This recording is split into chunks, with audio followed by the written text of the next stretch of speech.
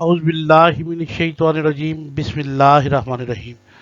پیارے بچوں، آج ہم آپ کے لیے لے کے آئے ہیں 8th کلاس کی ہسٹری. اور پیارے بچوں، یونٹ کا نام ہے the Ottoman umpire. Ottoman empire means عثمانیہ سلطنت یا سلطنت عثمانیہ. تو پیارے بچوں، اس کی ہم ایکسرسائز آپ کے ساتھ آج سالو کریں گے. تو ایکسرسائز میں آپ کو پتہ ہے شارٹ کویشچن ہوتے ہیں، بریف کویشچن ہوتے ہیں، آبجیکٹیو ٹائپ کویشچن ہوتے ہیں اور ڈیٹیل کویشچن ہوتے ہیں. تو وداؤٹ ویسٹنگ آور پریشیس ٹائم بڑھتے ہیں سلائڈس کی طرف. سب سے پہلے آبجیکٹیو ٹائپ کویشچن ہم لوگ آپ کے ساتھ ڈسکس کرنے جا رہے ہیں.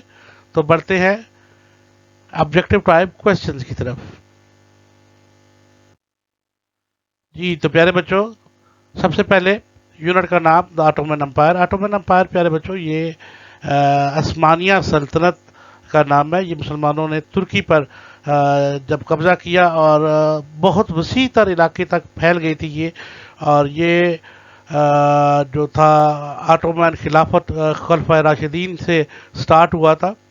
اور ایک لانگ ڈیوریشن تھا جس میں مسلمانوں نے یورپ اور 3 بر اعظموں پر، ایشیا، یورپ اور افریقہ کے کچھ حصوں پر قبضہ کیا ہوا تھا اور یہاں پر حکمرانی کی.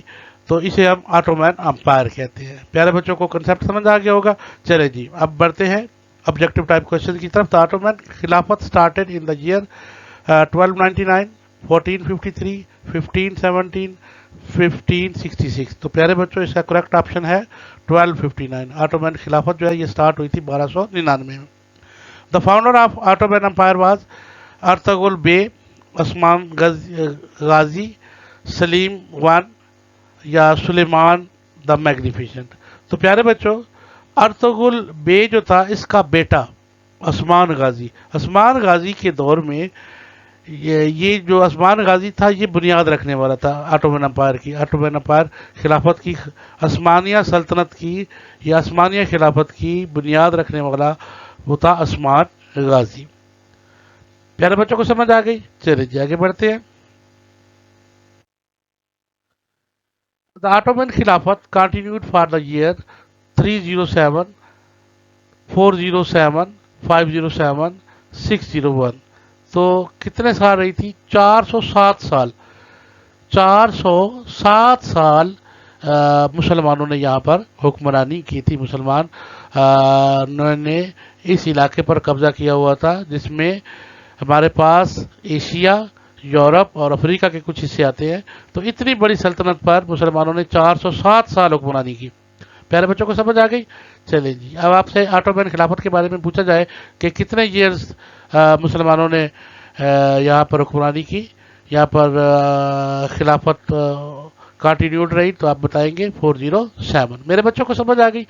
جی during the Ottoman empire provinces were supervised by governor viziers beylerbeys یا سینکربیس اور بیلربیس. یہ یعنی کہ یہ ضلعوں پر حکمرانی کرنے والے، اور یہ تحصیل لیول پر، چھوٹے لیول پر، اور وزیر اس سے چھوٹا، اور صوبے کے اوپر گورنر ہوتا تھا. سب سے گورنر صوبے کے لیے، صوبے کے بعد ہم ضلع کی بات کرتے ہیں تو ضلعوں کو وزیر جو تھے وہ دیکھ بھال کرتے تھے. اس سے نیچے بیلربیس اور سینکربیس یہ دونوں حکمرانی کرتے تھے چھوٹے لیول پہ. تو during the Ottoman empire provinces were supervise. Provinces کس کی دیکھ بھال میں تھے؟ جی تو پیارے بچوں اس کا آنسر ہے گورنرز. رائٹ. سمجھ آ گئی میرے بچوں کو. جی تو پیارے بچوں which of the following is not Umang the categories of ottoman social culture. خلافت عثمانیہ کے سوشل کلچر میں کون سی چیز نہیں تھی؟ People of the sword, people of negotiation, people of pen, people of palace. People of sword یعنی تلوار والے لوگ، یہ صرف تلوار کے ذریعے اپنے کام کرتے تھے. یا پیپل آف نیگوشیشن یا بات چیت سے بھی کام چلا لیتے تھے. یا پیپل آف فین یا پھر اب یہ اسکالر ٹائپ لوگ تھے. یہ پیپل آف پیلس یہ صرف محلوں میں رہنے والے لوگ تھے. تو ان میں سے کون سا نہیں ہے؟ محلوں میں رہنے والے یہ لوگ نہیں تھے. یہ پیپل آف پیلس، یہ پیپل آف پیلس نہیں تھے. ٹھیک ہے بیٹا، وہ پوچھ رہا ہے اوپر ناٹ کہ کون سے لوگ ان میں شامل نہیں تھے. سارڈ والے بھی تھے، نیگوسیشن والے بھی تھے، اسکالرز بھی تھے، لیکن پیلس میں جو کہ ہر وقت اپنے محلوں میں بیٹھے رہے یہ لوگ نہیں تھے. बच्चों को समझ आ गई। The first capital of Ottoman empire was Basra. Basra आपको पता ही है ये किसका नाम है, इस्तांबुल। इस्तांबुल तुर्की का दारुल खिलाफा। बसरा ये पुराना नाम है मक्का और मदीना का, बसरा यसरब के वाली है जी, वो आपने सुना हुआ है ना नात। तो बसरा भी उन्हीं में आता है जी। सोगट या एडरन। तो पहला जो कैपिटल था ऑटोमन एम्पायर का वो क्या कौन सा था, देखते हैं जी। सुगट। सुगट जो था ये भी ये पुराना शहर था तुर्की का, तो इसीलिए इसे उन्होंने इसे कैपिटल बना दिया। जैसे हमारा हमारा कैपिटल कौन सा है बेटा, पाकिस्तान का कैपिटल कौन सा है, इस्लामाबाद। Very good. तो इसी तरह से जो पहला इनका कैपिटल था वो सुगट था, फिर उसके बाद इस्तांबुल बना। याद रहेगा मेरे बच्चों को। चलें जी आगे बढ़ते हैं। The maximum The maximum expansion of Ottoman Empire was during the reign of Suleiman of Magnificent, Suleiman Muhammad Fateh, Sultan Salim one या सुल्तान मुराद टू। तो मैक्सिमम एक्सपेंशन यानी कि ये जो दारुल खिलाफा, ये जो हुक्मरानी थी, ये बहुत ज़्यादा वसी किसके दौर में हुई थी, बहुत ज़्यादा इलाकों पर कब्जा किसके दौर में किया गया था, बड़ी एम्पायर किसके दौर में थी। तो करेक्ट ऑप्शन देखते हैं जी, सुल्तान महमूद फातेह, जिसका नाम ही फातेह है। ये फातेह करता गया था, फतेह जहाँ पर जाता फतेह कर लेता था उस इलाके को। तो ये था जनाब the maximum expansion of Ottoman empire was during the rain of sultan Mohammad Fateh. बच्चों को समझ आ गई जी। 8 नंबर पर है कुस्तुनतुनिया, इसका पुराना नाम कुस्तुनतुनिया, लेकिन हम इंग्लिश में इसे पढ़ते हैं कॉन्स्टेंटिनोपल। ठीक है, उर्दू में क्या पढ़ेंगे, कुस्तुनतुनिया, और इसे हम क्या कहेंगे, कॉन्स्टेंटिनोपल वाज कंक्वायर्ड बाय कस्तास्तुनिया, ये इसका पुराना नाम है, वाज कंक्वायर्ड बाय, तो इसे कॉन्स्टेंटिनोपल वाज कंक्वायर्ड बाय, तो इंग्लिश में से कॉन्स्टेंटिनोपल कहते हैं जी, और इंग्लिश में उर्दू में कस्तास्तुनिया जी। किसने कंक्वायर्ड किया था, अरहान गाजी, सुल्तान Salim one, Sultan Mahmood Fateh, Suleman the magnificent. तो प्यारे बच्चों इसका करेक्ट ऑप्शन क्या है, सुल्तान मोहम्मद फातेह। ये फातेह था, जहां जाता था फतेह हासिल कर लेता था। प्यारे बच्चों को समझ आ गई, आगे बढ़ते हैं और बढ़ते चले जाते हैं। The economic and social stability, माशी और माशरती जो स्टेबिलिटी थी in the कंक्वायर्ड provinces of Ottoman empire is termed as PACS ऑटोमानिया, PACS ऑटोमाना, PACS यूरोसानिया, PACS इकोनॉमिया, या ऑटोमन खिलाफत, सॉरी, और डी पॉइंट है जी पैक्स इस्लामिक केन्या। तो इनमें से जो स्टेबिलिटी है इकोनॉमिक और सोशल, उसे हम क्या कहते हैं, पैक्स ऑटोमाना। क्या कहते हैं, पैक्स ऑटोमाना। याद रहेगा जी, economic and social stability in Ottoman empire is known as PACS ऑटोमाना जी। प्यारे बच्चों समझ आ गई। 10th पॉइंट नंबर है द ऑटोमन खिलाफत वाज डिसॉल्व्ड, खत्म हो गई। कब, 1919 में, 1919 में, 1924 में, 1927 में, 1931 में जी। तो प्यारे बच्चों कब हुई थी, एंड 1924 में। याद रहेगा जी। तो आगे बढ़ते हैं, ब्रीफ क्वेश्चन हमारे पास आ रहे हैं जी, देखते हैं जी ब्रीफ क्वेश्चंस को।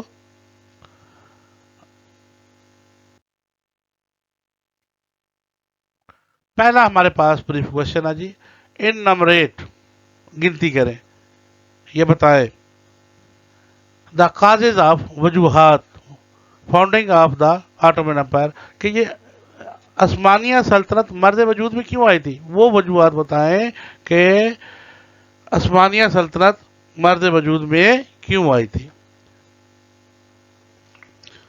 The Ottoman empire began at the very end of 13th century, 13th century के बिल्कुल इख्तिताम पर ऑटोमन एम्पायर स्टार्ट हुई with the series of Reds, हमले किए गए फ्रॉम टर्क्स वॉरियर्स, ترکی کے جنگجوؤں نے بہت سارے حملے کیے، لیڈ بائی عثمان پرنس، جس کی رہنمائی میں عثمان غازی کی رہنمائی میں بے whose father Ertugrul had established a power base in Gut near the Basra, ترکی گٹ میں انہوں نے حملے کیے اور وہاں پر کچھ علاقے فتوحات فتح کر لیے اور اس طرح سے اس کی بنیاد ڈالی، اور پھر یہ حملے بڑھتے گئے اور انہوں نے اپنی فوج بھی بڑھا لی، تو قریب جتنے بھی چھوٹے سلطنت تھے، ممالک تھے،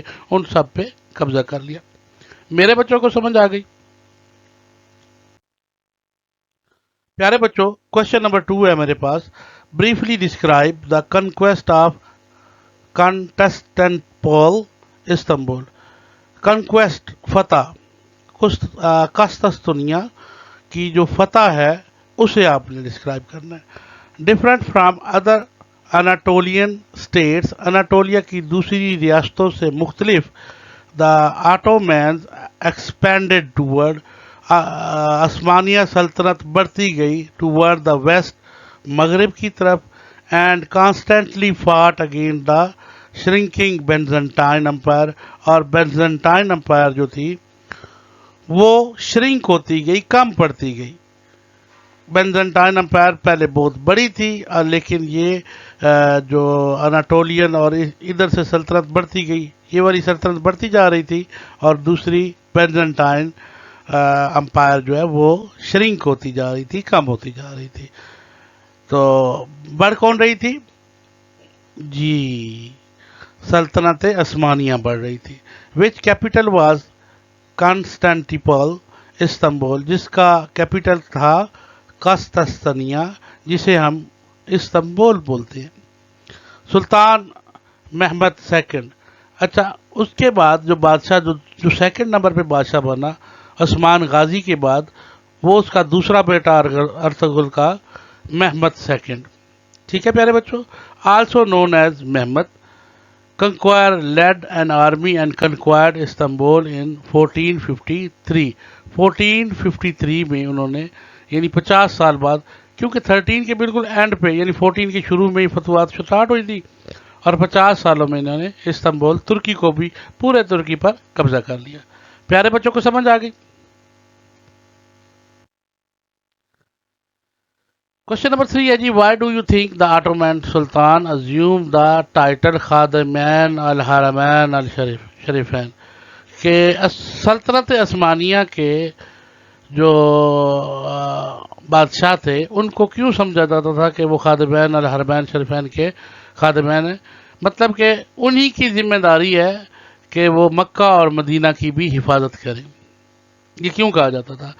ان 1517 میں، after the conquest of Egypt شام کو فتح کرنے کے بعد، بائی سلطنت سلیم سیکنڈ، سلطنت سلیم فرسٹ جو تھا، دا خلافت پاس ٹو دا آٹومین سلطنت، انہوں نے اس سلطنت کو آگے بڑھایا، and they assume the title, اور انہیں ایک خطاب ملا، خادمین الحرمین الشریفین، یعنی سروینٹ آف 2 ہولی سینکٹریز، 2 مقدس مقامات کی خدمت کرنے والے لوگ، مکہ اور مدینہ، ان ایڈمنسٹریٹو سینس۔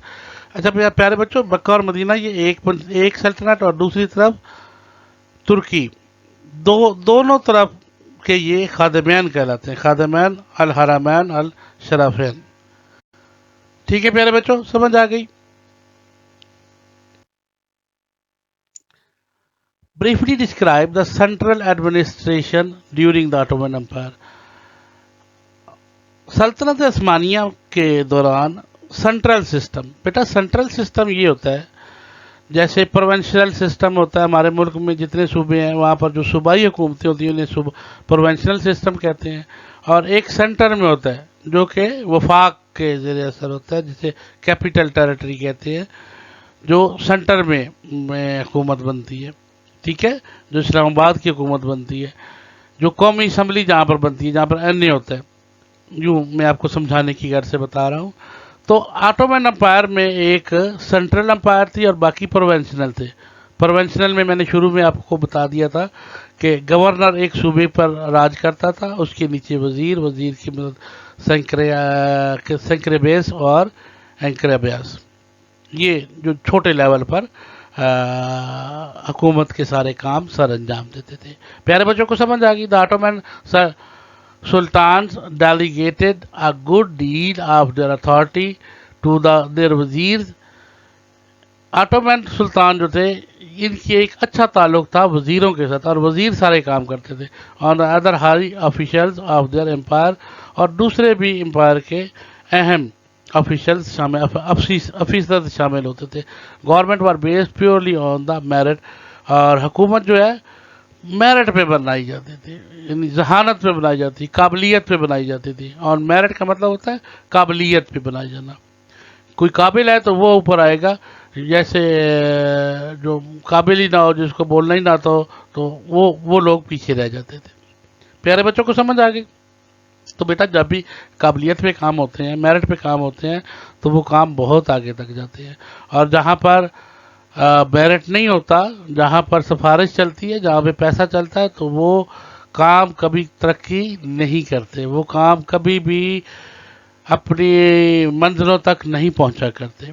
तो मेरिट जो होता है, मेरिट की बुनियाद पे जो काम होते हैं वो हमेशा तरक्की पाता है।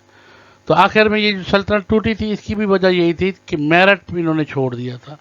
यहाँ पर भी रिश्वत आ गई थी, यहाँ पर भी सिफारिशें आ गई थी, यहाँ पर भी लोग अपनों को नवाजने लगे थे। तो फिर जब इक्वालिटी नहीं आती तो फिर डिस्ट्रक्शन हो जाती है। तो ये 407 साल हुक्मरानी के बाद ये सल्तनत टूट गई थी। प्यारे बच्चों को समझ आ गई।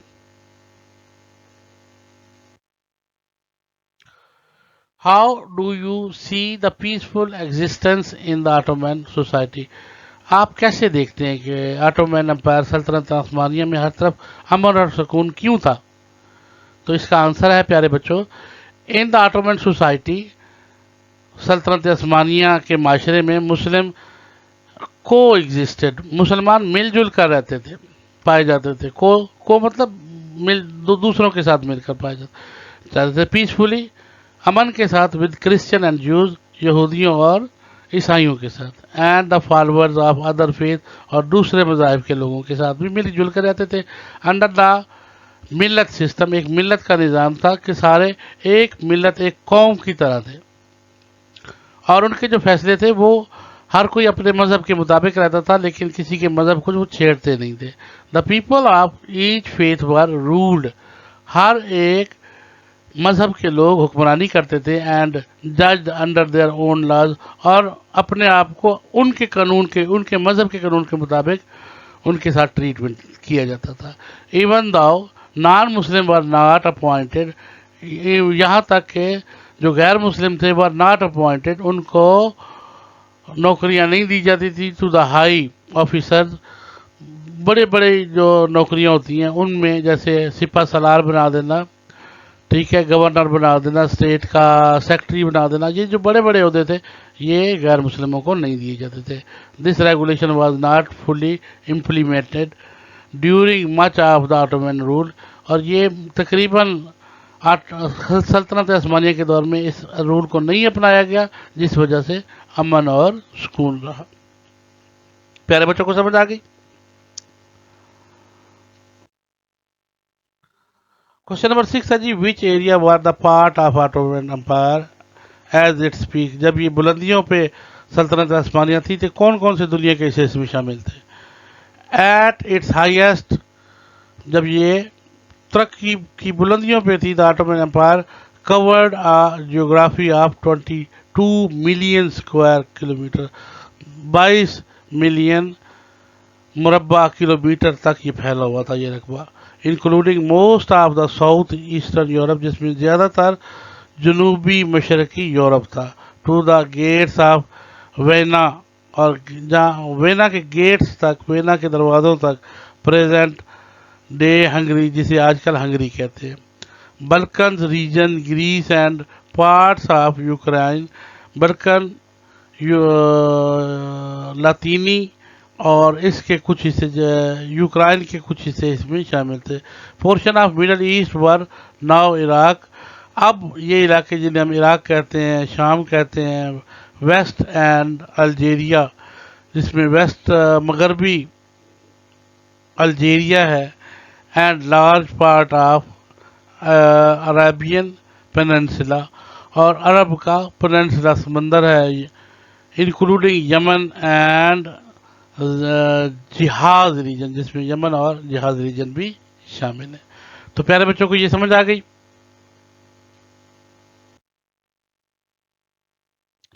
How was the Middle East secured against attack from the Europe? تو اس کا آنسر ہے جی Selim one. Consolidation of Arab states under Ottoman rule effectively secured the Middle East against attack of the Europe. تو انہوں نے کیا کیا؟ سلیم سیکنڈ نے کنسولیڈیٹ عرب اسٹیٹس انڈر، عرب کی کچھ ریاستوں کو اپنے ستار میں ملا لیا سلطنت عثمانیہ میں، رول افیکٹولی، تاکہ یہ مؤثر انداز میں حکمرانی کر سکے. Secure the Middle East, Middle East کو بھی بچایا اگینسٹ اٹیک فرام یورپ، تاکہ یورپ سے کوئی حملہ نہ ہو سکے. Selim one son Suleiman the Magnificent, Selim one کا بیٹا Suleiman Magnificent focus on Europe, انہوں نے فوکس پر دھیان یورپ پر دھیان دیا، and establish himself as the most powerful man in the world, اور اپنے آپ کو ثابت کیا کہ ایک طاقتور ترین ہے یورپ کے اندر. پیارے بچوں کو سمجھ آ گئی.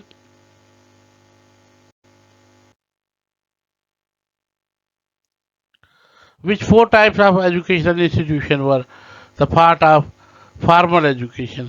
بیٹا فارمل ایجوکیشن وہ ہوتی ہے جو کسی ادارے سے حاصل کی جائے، جس کے لیے کریکولم پہلے سے بنا ہوتا ہے، سلیبس پہلے سے بنا ہوتا ہے. وہاں پر ہمارے پاس ڈیوریشن ہوتی ہے، 2 سال کا کورس ہے، 1 سال کا کورس ہے، یا کچھ دنوں کا کورس ہے. تو اسے ہم کہتے ہیں فارمل ایجوکیشن. تو عثمانیہ سلطنت کے دوران 4 ٹائپس آف ایجوکیشن انسٹیٹیوشن، 4 قسم کے ادارے، تعلیمی ادارے ہوتے تھے. جو پہلا تھا وہ تھا سیبیان اسکول. سیبیان اسکول کے اندر 8ویں تک کی تعلیم دی جاتی تھی. ایجوکیشن انسٹیٹیوشن، اچھا جناب، مدرساز میں کیا کیا جاتا تھا؟ 8ویں سے اوپر میٹرک تک تعلیم دی جاتی تھی، اور 8ویں تک ان کو چھوٹے موٹے کام بھی سکھائے جاتے تھے اور بھی کروایا جاتا تھا. اس کے بعد یہ پہلا سیبیان، دوسرا مدرسات. مدرسات میں centre of secondary and higher education with حفظ.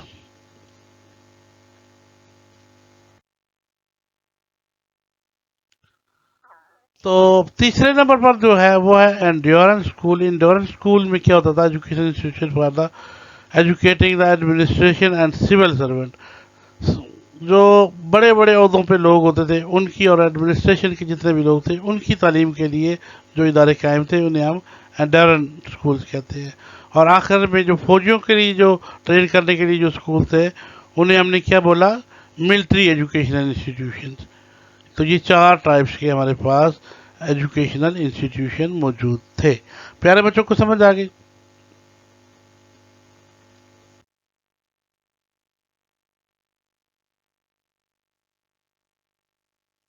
ڈیٹیل کوشچن ہے جی ہمارے پاس.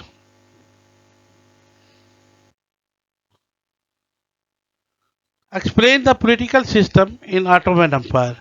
آٹومن امپائر میں ہم نے پولیٹیکل سسٹم کو ڈسکس کرنا ہے. Administrative and political system.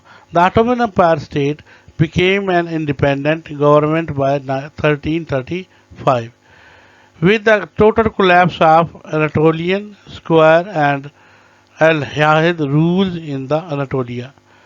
Most of the Ottoman government institutions were founded during the time of Orhan Ghazi and Murad one. تو یہاں کے جو بیشتر علاقے تھے وہ ارحان غازی اور مراد ون کے دور میں فتح کیے گئے تھے.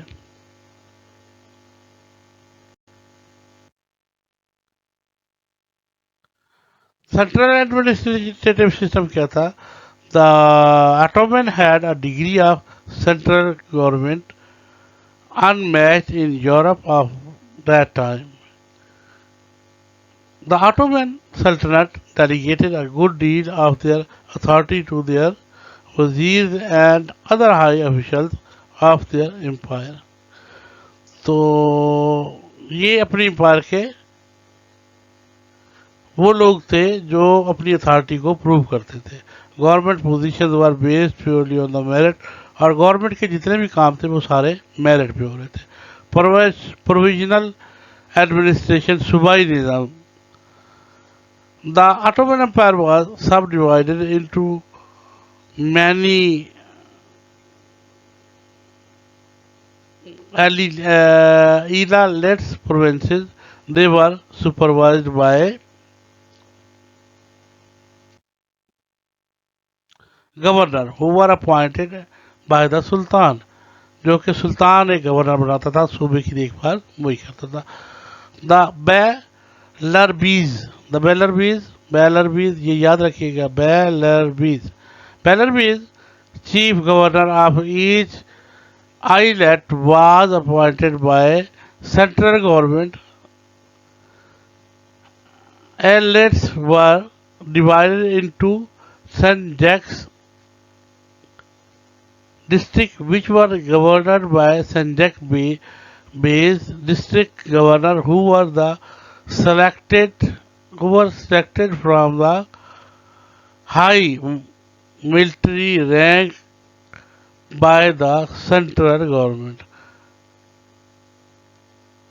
Belarus had authority over all the Sanjak bases in region. Kaza was sub-district of Sanjak, governed by the Qadi, location of administrative. तो यहाँ तक मेरे बच्चों को समझ आ गई.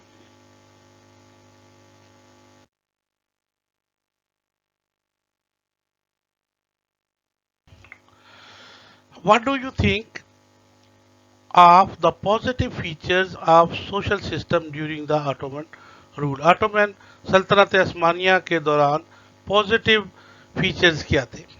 आंसर है जी, the Ottoman empire did not consist only the Muslim Turks, सिर्फ तुर्की के मुसलमान इसमें शामिल नहीं थे, but was a large and multiple ethic states with people following different religion, जबकि इनमें मुख्तलिफ मजाहिब के लोग और एथिक्स स्टेट्स शामिल थी. इन द ऑटोमन सोसाइटी मुस्लिम को एग्जिस्टेड, मुसलमान दूसरे मजाहिब के साथ मिलजुल कर रहते थे पीसफुली, अमन के साथ, विद क्रिश्चियन, ज्यूज, ईसाइयों के साथ, यहूदियों के साथ, and followers of other faith, और दूसरे मजाहिब के लोगों के साथ. One of the landmark achievement of the Ottoman empire, एक सबसे अहम अचीवमेंट जो थी उनकी सल्तनत उस्मानिया की, was practice the idea of welfare state, कि एक वेलफेयर, एक फलाह का, एक सल्तनत की फलाह का काम तमाम लोग मिलकर करते थे. मीन्स ऑफ चैरिटेबल फाउंडेशन, उन्होंने चैरिटेबल फाउंडेशंस बना ली थी जिसमें सब लोग चंदा जमा करवाते थे और उन पैसों से फलाही काम जैसे इलाज करवाना, तालीम देना, और तालीम, सेहत और घर बना कर देना, ये तमाम काम ऑटो एम्पायर में किए जाते थे. And encouraging the people for their charity, और जो लोग चंदा देते थे उनको इनकरेज किया जाता था, उनको उनसे टैक्स कम लिए जाते थे. The idea initially came from रियासत मदीना, और ये जो आइडिया था ये रियासत मदीना से लिया गया. The first practiced by Rasulullah sallallahu alaihi wasallam himself in the light of the Quranic teachings. ये सबसे पहले नबी पाक सल्लल्लाहु अलैहि वसल्लम ने मुतारिफ करवाया था कुरान पाक की तालीमात में से. The first charitable foundation of the Ottoman empire established during the time of Arhan गाजी, अरहान गाजी के दौर में पहला चैरिटेबल बनाया गया जिसमें लोग चंदा जमा करवाते थे. Each of these foundations were administrated by the board of trustees.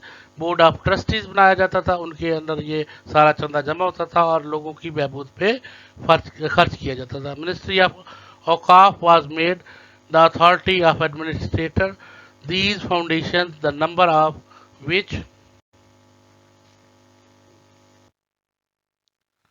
Reach 35,000 by 1826. 1826 میں اس میں جو ٹوٹل چندہ تھا وہ 35,000 ملین تک پہنچ چکا تھا. Another socio-economic institution was the organization of آخس. آکس بنایا گیا professional and rule governor association founded on the nation of human solidarity کہ انسانوں کی مشکلات پر خرچ کرنے کے لیے ایک محکمہ بنایا گیا. برادرہڈ بھائی چارے کے لیے اینڈ فرٹرنیٹی ان دا آرٹیسنشپ کہ لوگوں کو کام سکھانے کے لیے یہاں پر پیسے اکٹھے کیے جاتے تھے. آکس help the safety administration and neighbourhood اور جو قریبی ہمارے جو ہمسائے ہوتے تھے ان کے لیے ان کے اوپر بھی یہ خرچ کیا جاتا تھا. اسمال ٹاؤن چھوٹے چھوٹے قصبوں میں ایک قصبہ دوسرے قصبے کی مدد کرتا تھا. And even offer training and artisan and craftsmen guided اور اس میں کرافٹ مین جتنے بھی ہاتھ سے کام ہوتے تھے وہ کام سکھائے جاتے تھے اور پلس ان کو پیسے بھی دیے جاتے تھے. دا مشن آف آخی organization was inspired by Sufi teaching اور یہ جو آئیڈیا تھا یہ صوفی ٹیچنگ سے لیا گیا تھا. پیارے بچوں کو سمجھ آ گئی؟ It included the hospitality, helpfulness, having a profession, and craft make one's own living in a dignified manner. Its members in training workshops during the day and teaching them about the moral and social matter. And Akhai Darwesh lodges at this night. تو یہ ایک نظام تھا جس میں وہ dignity کے ساتھ رہ سکتے تھے، مہمان نوازی بھی کرتے تھے، مدد بھی کرتے تھے اور جو نئے کام والے سیکھنے والے تھے ان کو انکریج بھی کیا جاتا تھا اور جو سامان وہاں بنایا جاتا تھا وہ بھی بیچا جاتا تھا اور اس پیسے سے غریبوں کو مسکینوں کو تمام کوئی فلاح پر کام کیا جاتا تھا اور ورکشاپس کو آرگنائز کیا جاتا تھا. تو یہ صوفیزم کا بہت بڑا کردار تھا اس مشن کے لیے. پیارے بچوں کو سمجھ آ گئی؟ Question number 3. What do you like the most Ottoman about the education system? Education کے نظام میں آپ کو سب سے زیادہ کیا پسند آیا؟ اگزامپل سے ثابت کرنا ہے جی. Education in the Ottoman Empire. In the light of the teachings of Holy Quran and the practice of Rasulullah education, the learner have been priority of all Muslim who wish to progress. کہ مسلمانوں میں جو بھی ترقی کرنا چاہتا تھا رسول اللہ صلی اللہ علیہ وسلم کے احکامات کے مطابق اور قرآن کی ٹیچنگ کے مطابق ان علم حاصل کرنا ہر مسلمان پر فرض قرار دیا گیا اور جو ترقی کرنا چاہتے تھے وہ علم حاصل کرتے تھے. Therefore, such an activity started during the lifetime of رسول اللہ. یہ ایکٹیویٹی یہ سرگرمی رسول اللہ صلی اللہ علیہ وآلہ وسلم کی زندگی میں شروع کی گئی. Just as an example of اصحاب صفا جس کی مثال اصحاب صفا سے ملتی ہے. During the 623 years of Ottoman Empire 623 سال حکمرانی کے Ottoman Empire کے different ethics groups and religious minorities جسے ہم ملت کہتے تھے ریٹرین دیئر فریڈم ٹو ایجوکیشن. انہوں نے اپنی فریڈم آزادی حاصل کی کہ وہ بھی علم حاصل کریں اینڈ سوشل لائف اور معاشرتی زندگی میں اپنا کردار ادا کریں. سیورل فورن اسکولس آپریٹڈ بہت سارے غیر ملکی اسکول چلائے گئے. دا ریلیجیس کلرجی مذہب کے جو مذہبی لوگ تھے وہ مذہبی لوگوں میں جیسے مولوی ہے یا کرسچینٹی کے جتنے بھی پریچنگ کرنے والے جو لوگ تھے انہیں ہم کلرجی پیپل کہتے ہیں. Primarily serve the non Muslim such as Christian and Jews living in Ottoman Empire.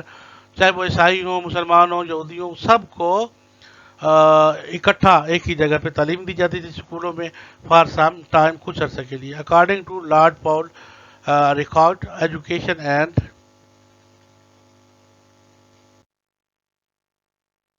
Discipline تعلیم اور نظم و ضبط نسق system of Turk is one of the main strength. یہ ایک طاقت تھی آف دا پالیٹکس سیاست کے لیے and most important element that sustain the empire.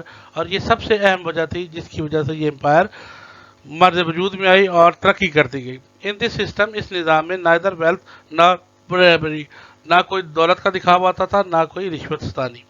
Being an inherently in an superior class جو کچھ وراثت میں ملتا تھا وہ سپیریئر کلاس کو ناٹ فلیٹری از ویلڈ، وہ یہ نہیں تھا کہ جو خوشامد کر لے اس کو دے دیا جائے. however اٹ اپلائز ورچو، اس سے نیکی پھیلائی جاتی تھی، ڈیلیجنس پھیلتا تھا، پھر پروڈینس، ڈسپلن، نظم نسق اور ریاست کو چلانے کے لیے تمام اصول جو تھے ان پر یہ خرچ کیا جاتا تھا. The sultan himself raises men by calling these characteristics, اور سلطان جو تھا وہ بھی انہی خوبیوں کی وجہ سے جانا پہچانا جاتا تھا. جی تو پیارے بچوں، ہمارے پاس کوشچن نمبر 4 ہے. What do you think were the 3 main reason of downfall of Ottoman empire? تین اہم وجوہات بتانی ہے کہ یہ ریاست ختم کیوں ہوئی تھی. There are many factors behind the decline of Ottoman umpire. Ottoman Empire کے ٹوٹنے کی کئی ایک وجوہات ہیں، but most prominent one are the follows, ان میں سے چند ایک نیچے ہیں. Number 1، the internal socio economic weakness of the Ottoman Empire. Socio اور اکنامک، معاشرتی اور معاشی کمزوریاں اس معاشرے میں پیدا ہو گئی تھی. Encourage the empire to gain loss of land and Ottoman, جس سے انہیں اپنی زمینیں جن پر انہوں نے قبضہ کیا تھا وہ واپس دینا پڑی. When the able and wise وزیر لاس دیئر پاور، جب قابل اور عقل مند جو وزیر تھے ان کی طاقتیں ختم ہوئیں. دا incompetent rulers and officials scheme to influence the imperial family to govern the empire with method-based bribery and nepotism.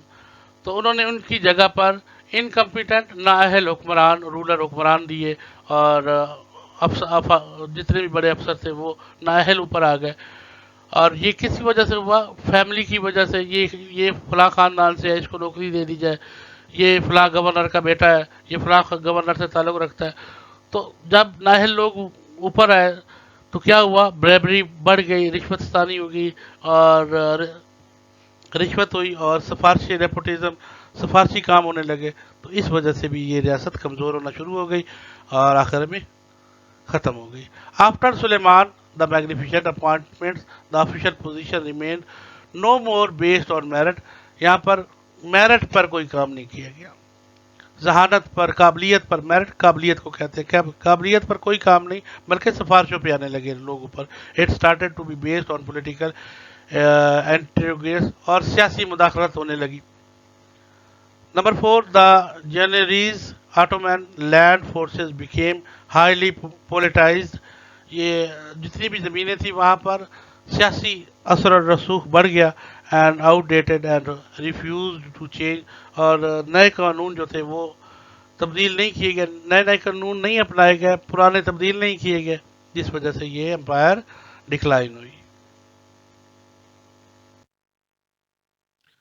5ویں number پر the sultan who modern era the institution force from influential old clerics. اس میں پرانے جو clerks تھے وہ اپنی منمانیاں کرنے لگے. And they wanted to empire position groups, انہوں نے اپوزیشن گروپ بنا لیے. And they were even assassinated just like the cause of Osman second and Selim third, کہ عثمان سیکنڈ اور سلیم تھرڈ کا کوئی بھی باشندہ اوپر نہ آئے ان کی وجہ سے. تو یہ تب بھی ڈکلائن ہوئی. نمبر 6 پر ہے economic difficulty started in late 16 century.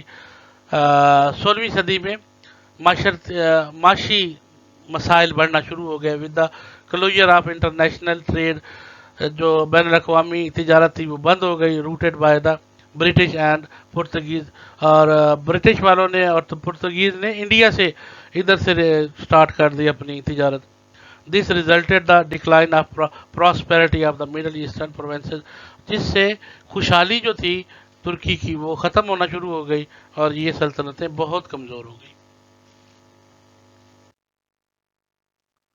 The inflation, ایک اور انفلیشن ہو گیا. انفلیشن کیا ہوتا ہے؟ مہنگائی ہو جانا، قیمتیں بڑھ جانا. In Ottoman economy this inflation weakened the traditional industries and trade, جس سے ہمارے جو ان کی جو بڑی بڑی ملیں تھیں وہ بند ہو گئی اور تجارتی نظام ختم ہو گیا.